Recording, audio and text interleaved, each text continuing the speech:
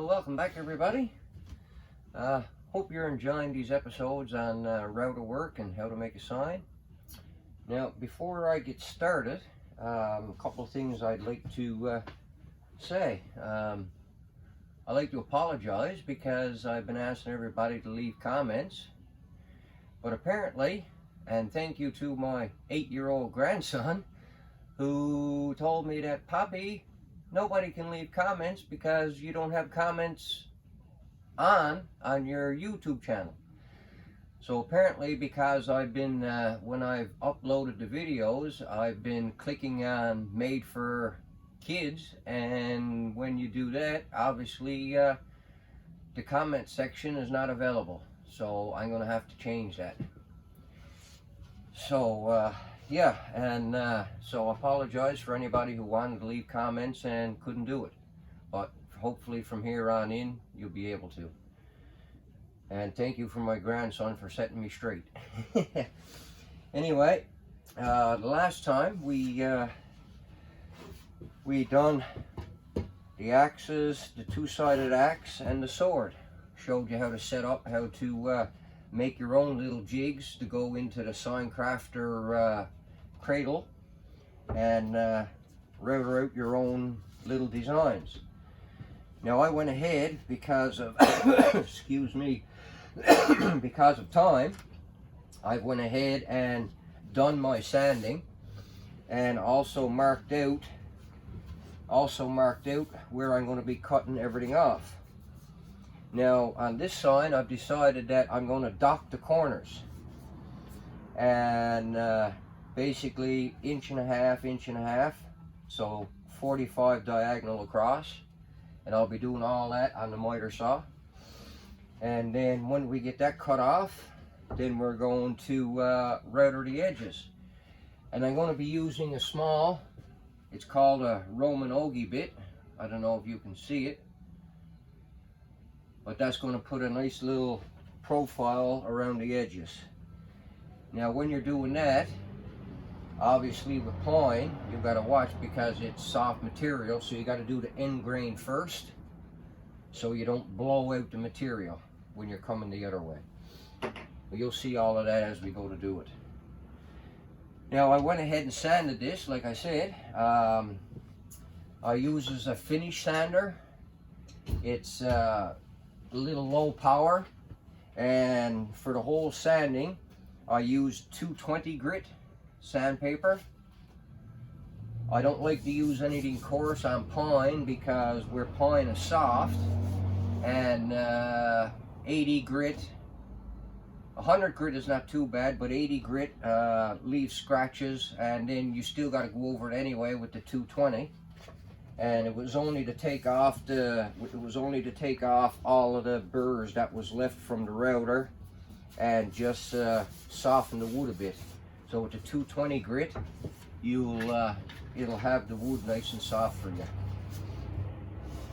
I'll just give you a demonstration now with the finish sander on how it works. Now always wear your safety glasses, even sanding.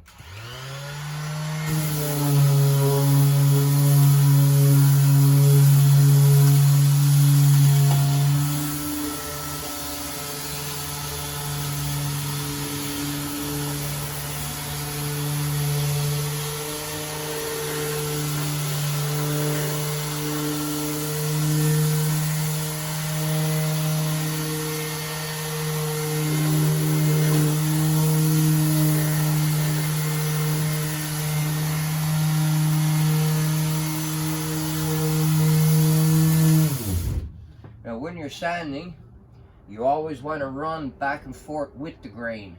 You don't want to be going across the grain. You always sand with the grain. That way you don't leave marks and nothing like that. Scratches.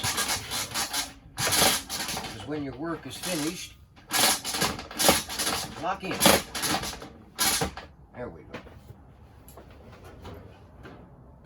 When your work is finished and you go to do the paint and the clear coat and all that good stuff, if there's any scratches in it, that's really going to show up.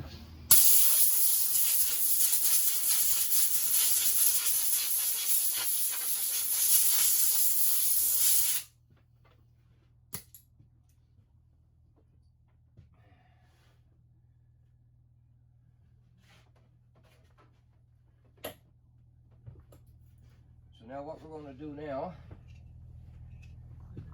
we're going to cut this off here, dock the corners, and then we're going to clean it up, and then we're going to router the edges. Now again, we're going to be operating power tools.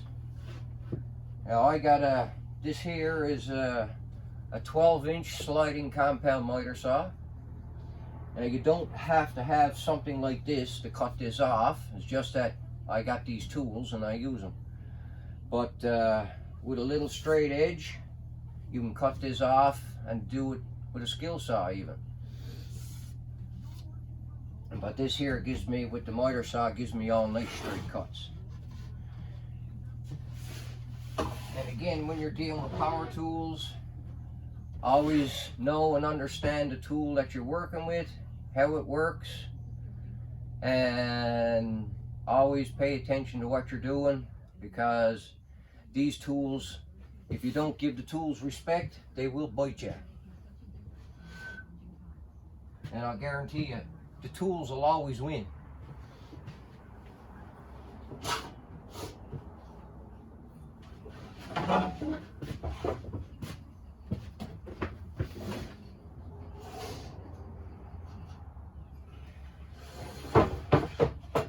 And again, don't forget your safety glasses.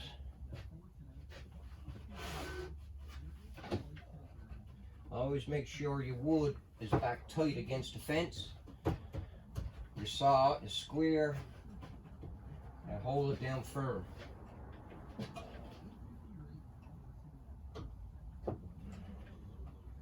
Now when you're going to do this, you always start up your saw, let the blade get up to speed first before you start cutting. Don't just have the blade down in the wood and then try to start it, because your wood is going to fly up at you.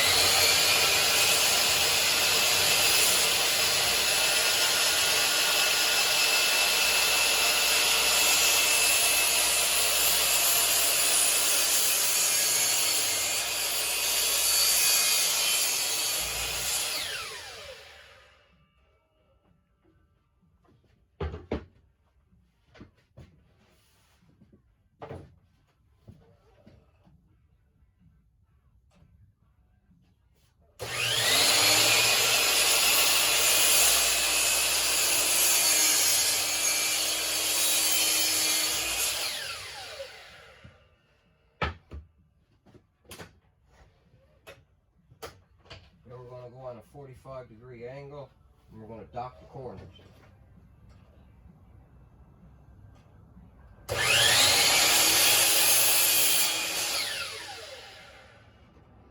Always make sure the blade is stopped before you put your hands down there to remove any wood.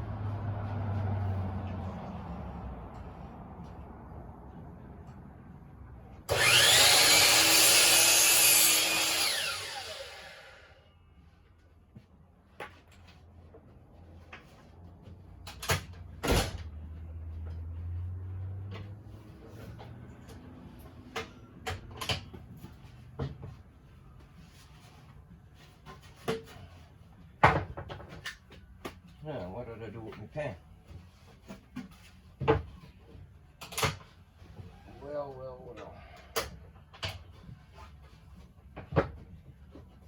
I gotta find my...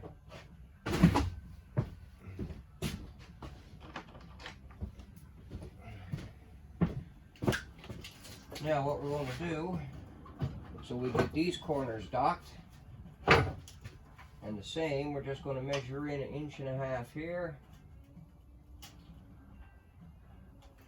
and 1.5 inches here, and that's going to give me points for where I'm going to cut. And I'll do the same thing here.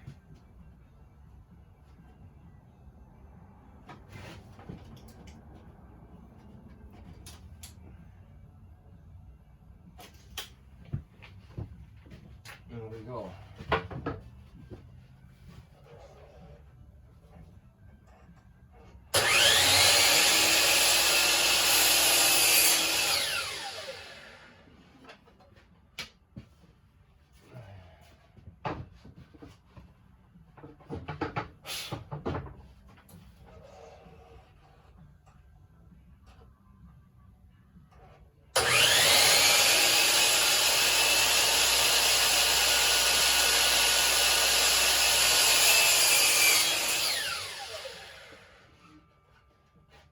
reason I had to flip that over and measure it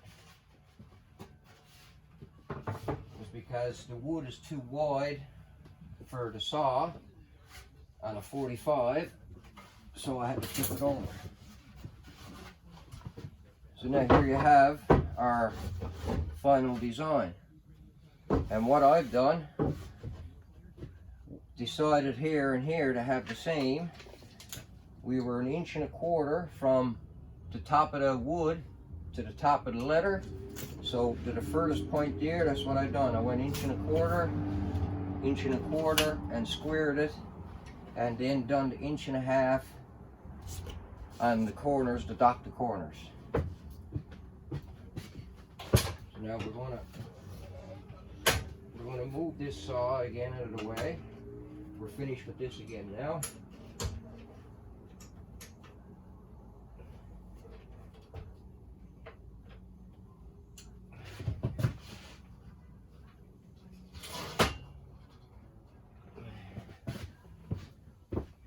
Just close all this up out of the way. There we go. Now we're going to get ready. We're going to set up.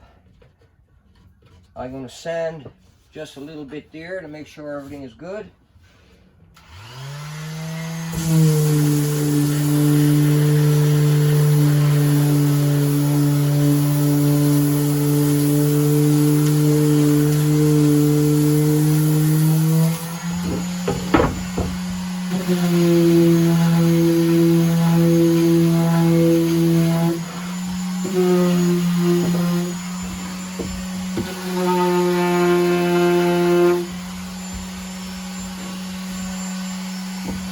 When you're going to router, you want to make sure everything is cleaned up, there's nothing in the way.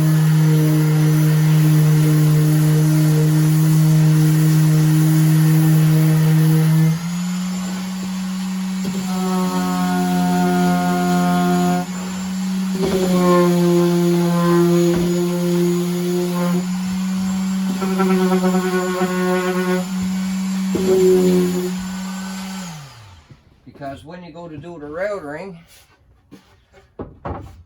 this little ball bearing that's on top of your router bit, that runs on the wood, and you want to have a nice straight clean edges, because if there's anything in the way and this runs over it, it's just gonna, your router lines won't be straight and clean. So now we're going to set up this router again. Now I remember this is the plunge router I used to do all of that with, and as you can see now, I already got the base, the original base belonged to the router back on. I took off the one for the templating.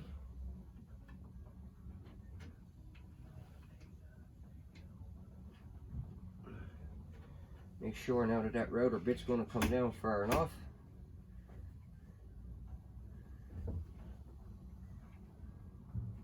There we go, and that'll be okay there. That back up.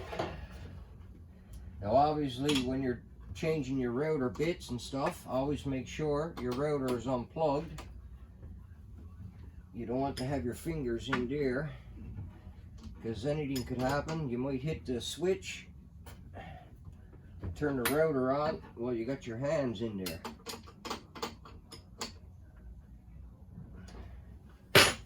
And you don't want that to happen.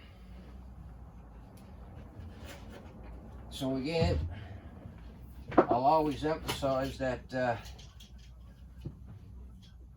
understand your power tool,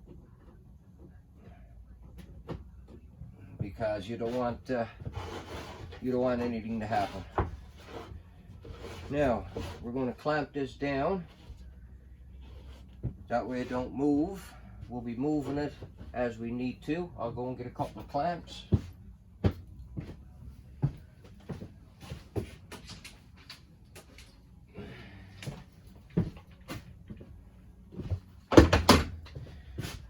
I like to use quick clamps. obviously, for the name. Now, I gotta get that in first, so I'm gonna clamp this down across this way.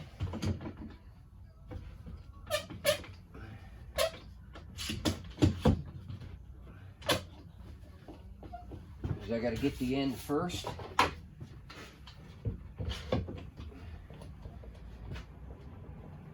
Now, there we go. Now it's not going to move. Now we gotta figure out how far down we want to go.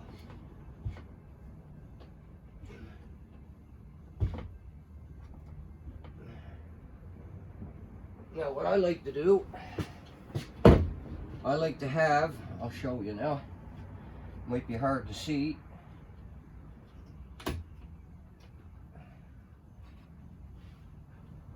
Now, with the shoulder part here on the router bit, I don't want it to be going down too deep, so I'll be setting the plate, and what I'll do, I'll just use a scrap piece of this for example, just to see, and I'll be setting that at half the height of that shoulder, roughly half anyway. There we go, that'll do. Now, I'm just going to adjust this stop right here so that don't move on me. That'll stop the plunger from going down any further. Now what we're going to do is always nice, before you actually work on your piece you're going to work on, it's always nice just to try it on a scrap piece, because once this connects to the wood, that's it. It's done. And if there's anything wrong, it's not going to, you're not going to be able to fix it. And always wear your safety glasses.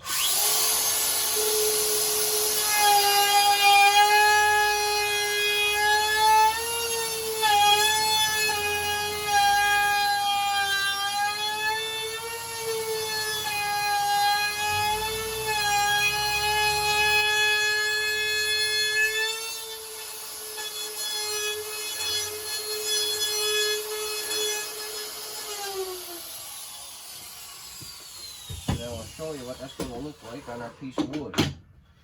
So this is our edge. That's what our profile is going to look like. Hopefully you can see it. So that's what we're going to be having on our sign. So it looks like we're ready to go.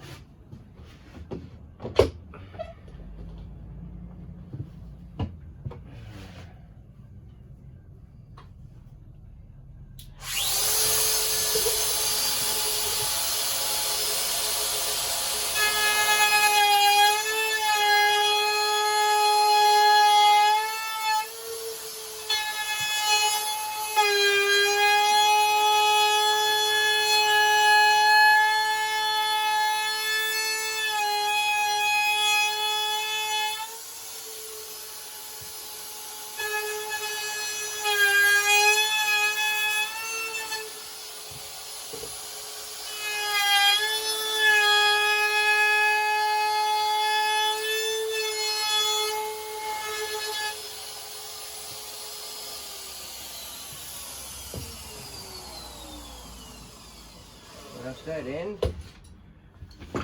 Now we're going to do the other end, and then we can do along the edges. Because where we're cutting across the grain, you don't want any blowouts or you'll spoil your work.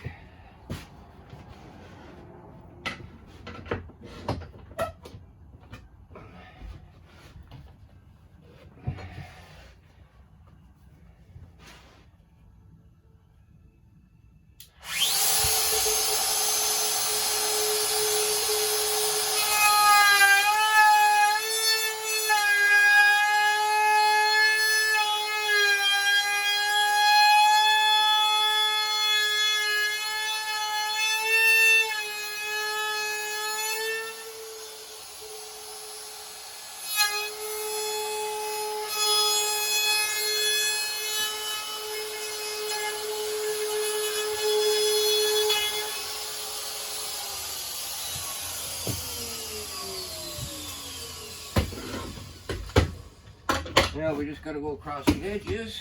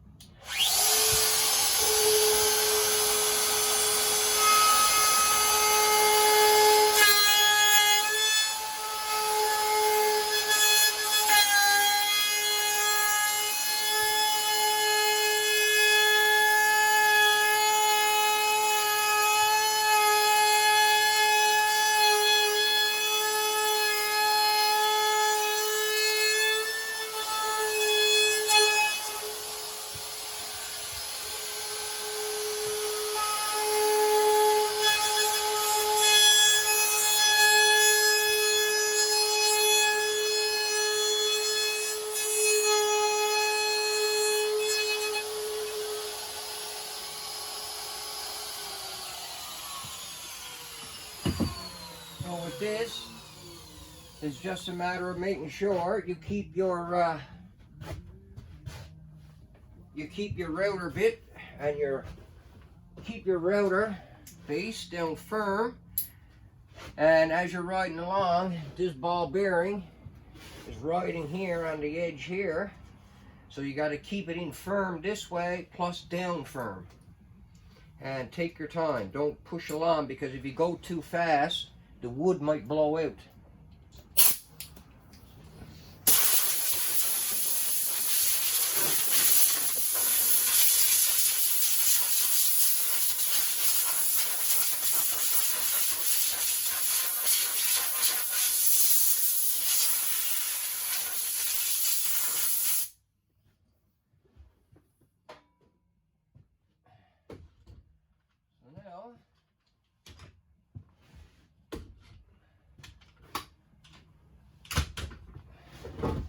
Now what I'm going to do now is take the sander, sand this, clean the, as you can see, you've got little burrs right here and here, because when you come across the end grain,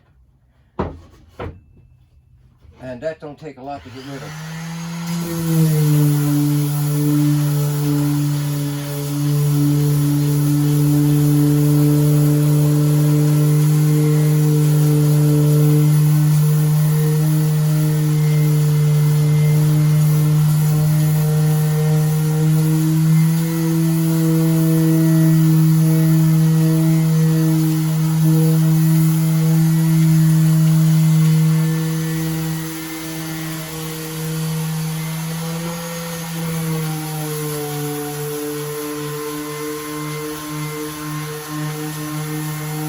As you can see, I'm constantly going with the grain.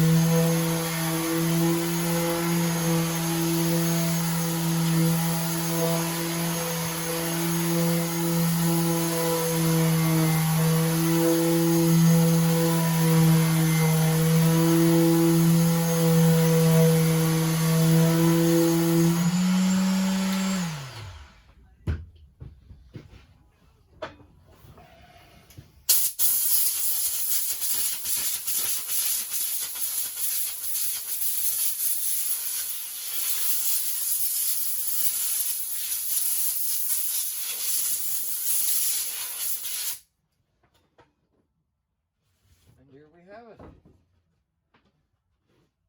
Here we have it.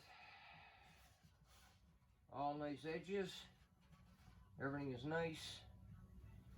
Everything is all sanded smooth. Now again, that's why I like using the 220 grit or even 320 grit, depending on some of the stuff you're working with and the type of finish you want. You can get up to using 2000 grit water paper after you do clear coating, and that'll pretty much give you a smooth glass finish. So, and you do that kind of stuff when you're doing like handrails or custom furniture pieces, and depending if they want a high gloss finish, a semi-gloss finish, or even a satin finish, but to get it real nice and smooth, because when clear coats are drying, you get air bubbles, and the 2000 grit water paper sands out them air bubbles, and you do that between coats of clear coat. But hopefully in another episode I'll be doing some stuff like that, and I'll be able to show you how that's all done. But anyway, this one is done. What we got to do now on our next episode is we're going to get ready, and we're going to be staining with wood stain the handles to make it look like wood, and then we're going to be painting everything else. I just got to find out now what colors everything is going to be painted. Thank you for watching. I will be correcting my mistake on so you'll be able to leave comments. And thank you for watching, and I hope everybody is staying safe, and thank you, and hopefully see you again soon. Have a good day.